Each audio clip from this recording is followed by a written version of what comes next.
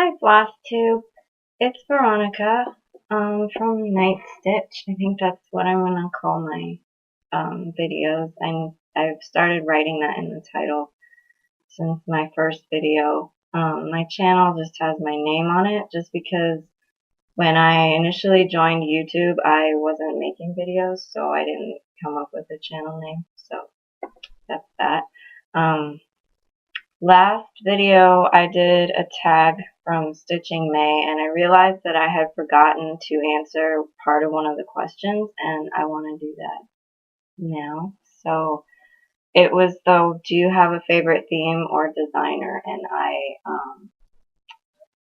didn't answer the theme part of that question. The themes I like are Americana, beach scenes, city skylines, movie and TV memorabilia, cars, and inspirational quotes. And I'm sure there's some things I probably forgot in there, but that's a pretty general list of themes that I like. So there's that. So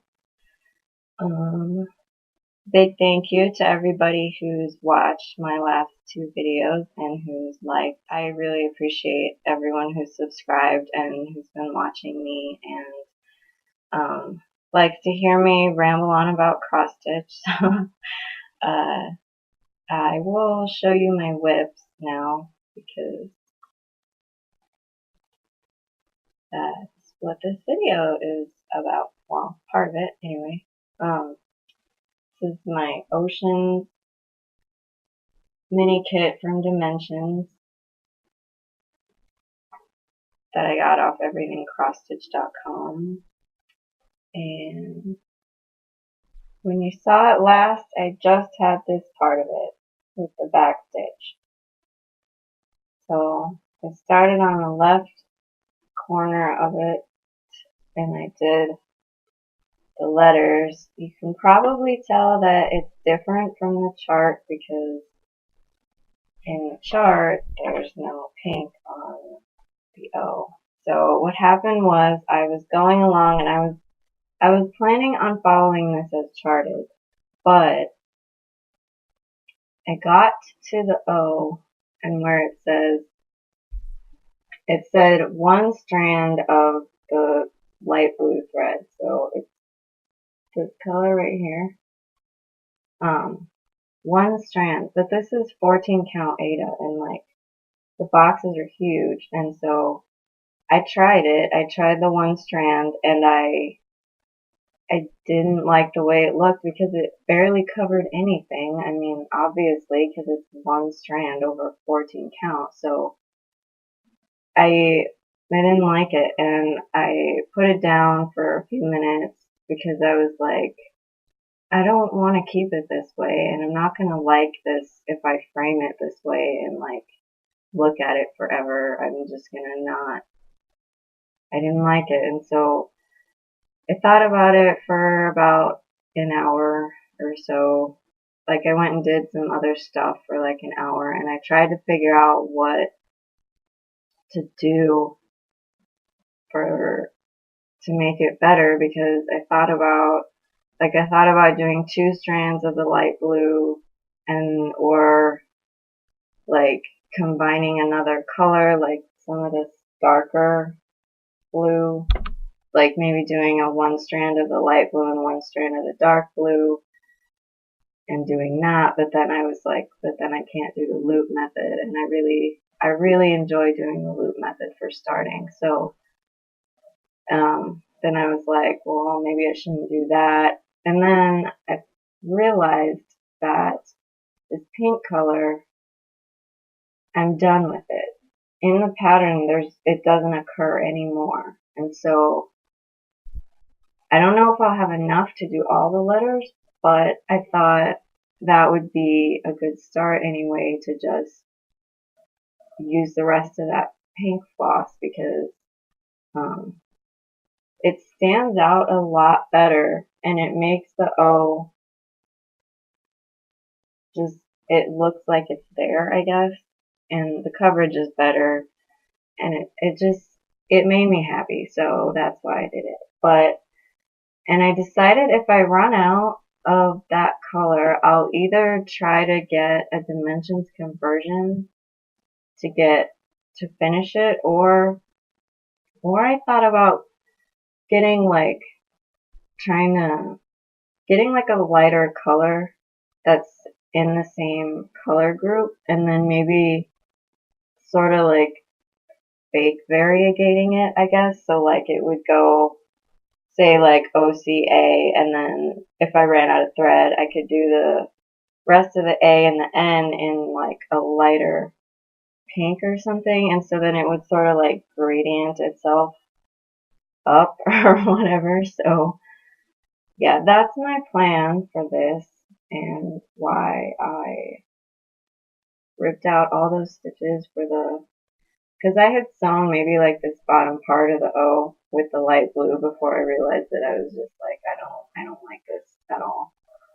So that's my story with that for today. And my second whip is this pattern that I bought from Etsy. Cat's Cross Stitchery is the name of the shop, and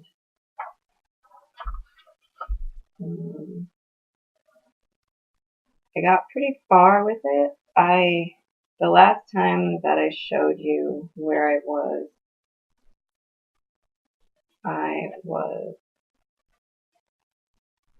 like right here, kind of. So what I added on were 2 more grids on the pattern, and so yeah, that's like what, 200 stitches, because it's 10 by 10 per grid. So yeah, I was really happy with it, and I'm really liking the way it's coming out, and yeah, really excited. So there isn't much of a story with that one. I just did it. I don't know. I have a new start. I started this Wizard of Oz pattern for my sister-in-law. I know I've said sister before, but she's technically my sister-in-law who likes Wizard of Oz, and this is from SewingSeed on Etsy. And I started on the scarecrow because I was going to put all 4 of the little people on one piece of fabric. So this is where I got to on that. And yep, it's just the middle of the scarecrow's shirt. So yeah, and I really like how the stitches are like popping up on the fabric. And somebody else had said this in their video. I can't remember who, but yeah, I've been watching a lot of Flosstube, so I don't remember who says what anymore. But they were saying how the stitches sort of sit on top of the fabric rather than Ada, where they're just kind of laying flat. And I didn't really understand what they were saying, but now I do. I understand, and I really like it. It's just, I don't know.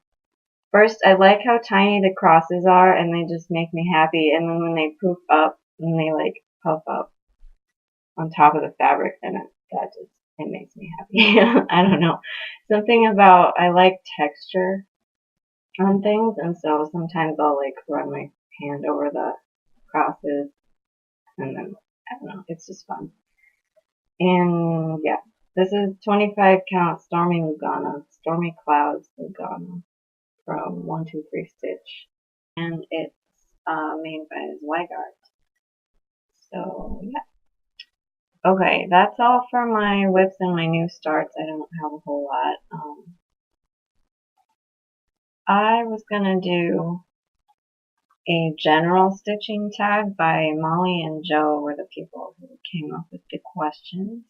So the first one is, how often do you stitch? Once a month, week, day? How long is your typical stitching session? And I promised myself I would stitch every day. I had cross stitched before, but then this most recent time I started in May of 2017, and I wanted to make sure that I don't just stop. Like I go through phases when I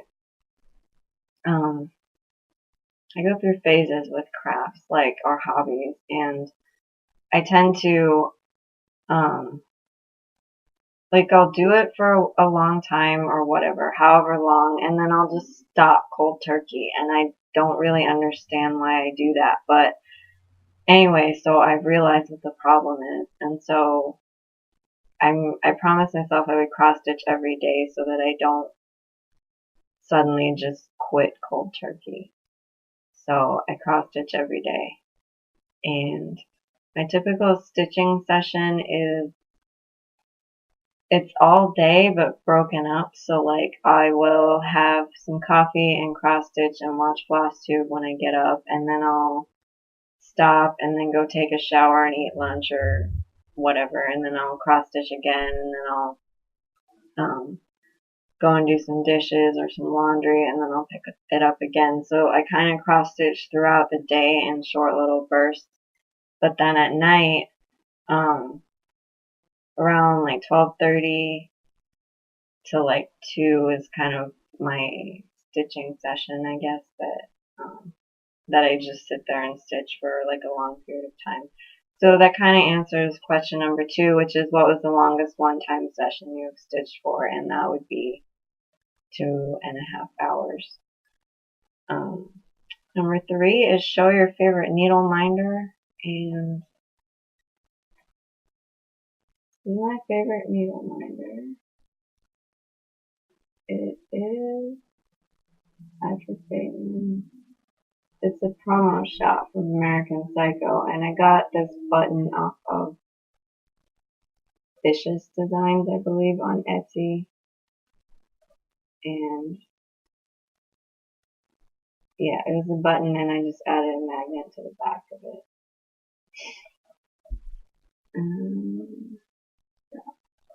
This needle minder kind of goes on every project that I am working on for the day. I don't have a whole lot of needle minders at the moment, so I don't have the ability to like match needle minders to projects, even though I think that's a very, very cool idea that I probably would like to do one day, but for now, it's okay because I like him a lot, so he hangs out with me on all my projects, and I like it. Okay, number 4 is, what does the way you stitch say about you? Can be interpreted by types of things that you stitch or the method of stitching. If I went with the types of things that I stitch, I like realistic things. So this Egyptian lady from Heaven and Earth looks pretty realistic. And of course this is a photograph, so that's realistic. Otherwise, if I'm not stitching things with people in them, I like beach stuff. And so it probably also says I don't mind confetti stitching a whole lot, because a lot of the patterns that I do, because they're realistic and they don't have backstitch in them, you need that color change to make it look like there's depth in your cross stitch project. If you go by my method of stitching, I really don't have a direct method, because this is part of one page, and I didn't finish the other part of the page, which is another 3 or 4 blocks this way. Instead, I went down and started a new page, and that's just because I felt like it. Like, I wanted to see how far down the pattern went, and so I just decided that I felt like going down, and so it didn't matter to me that I didn't finish a page, because I will eventually finish the page. Like, everything's going to get done despite the directionality that I go with my project. So yeah, that's my method of stitching. It's very just what I feel like that day. Oh, is there one piece you stitched that didn't turn out the way you had wanted it to? I'm gonna say yes. It's the UFO that I showed in my first video, and I think I'll just go get it. I don't actually have it right now, but I'll go get it, and we'll be back. So here is my one piece that I stitched. It didn't turn out the way I wanted it to, and it's not because anything is wrong with design or stitching it wrong. There's nothing like that. It's just that I stitched it and I finished it minus the back stitching, and I decided that this probably isn't my style. I got it as a gift, and so I stitched it because I had it, and so I don't really foresee myself framing it or putting it in my house anywhere, so it didn't turn out the way I wanted it to. Number 6, what do you find the easiest thing or type of pattern to stitch? Easiest?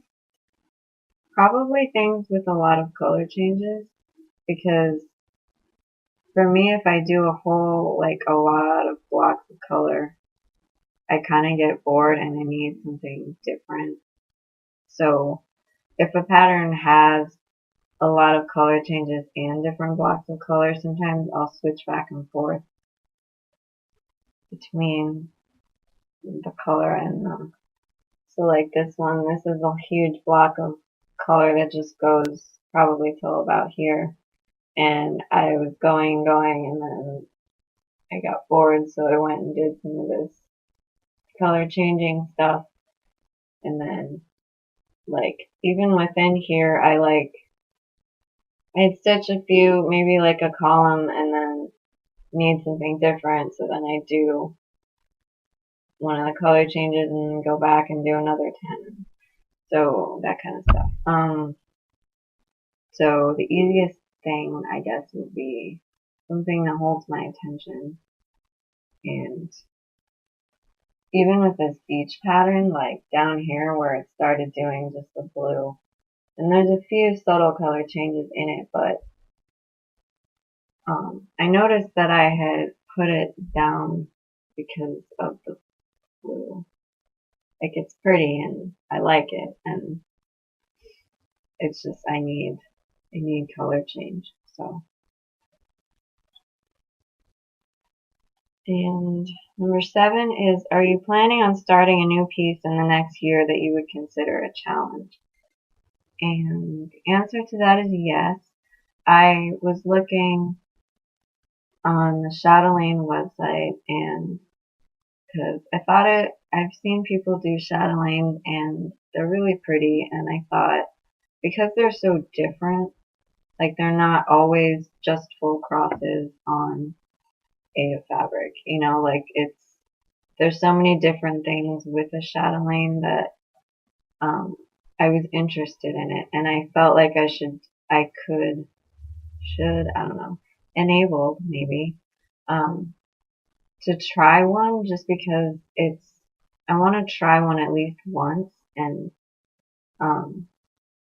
yeah, it'll be like a fun new cross stitch experience, and I think that would be awesome. But it's also a challenge because I've heard that there's some of them have a lot of specialty stitches, and they all have like a lot of different materials, so some of the kits can be really expensive, and I didn't actually look to see how much the one I wanted was all kitted up. But the one I wanted was the illuminated medieval sampler, and I don't actually have a picture or anything right now, but yeah, I think that would be a challenge if I ever got to that. So, number 8, what is what was or is the best stitching product you were unable to buy? And my answer to that is fabric.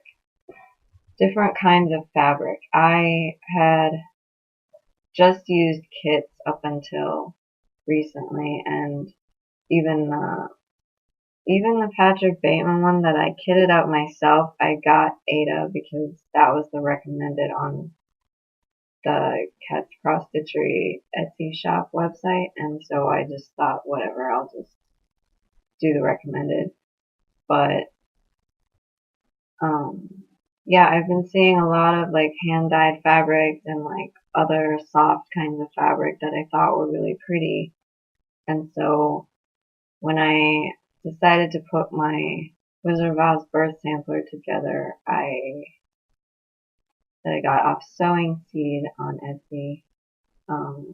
When I decided to put that pattern on one piece of fabric, I went and bought Lugana instead of Ada because I'd heard so many wonderful things about other kinds of fabric, and so yeah, that was what I was enabled to buy. And I'm glad that I was because I really like it. So I think that's all that I have for today. I don't have a whole lot of, I don't have any haul. I didn't buy anything since the last video, and I guess I don't have a lot of whips. Yeah, so I thank you again for watching and for subscribing and for liking my videos, and I really appreciate it, and I really like being part of this Flosstube community. So I will see you on the next video. Bye.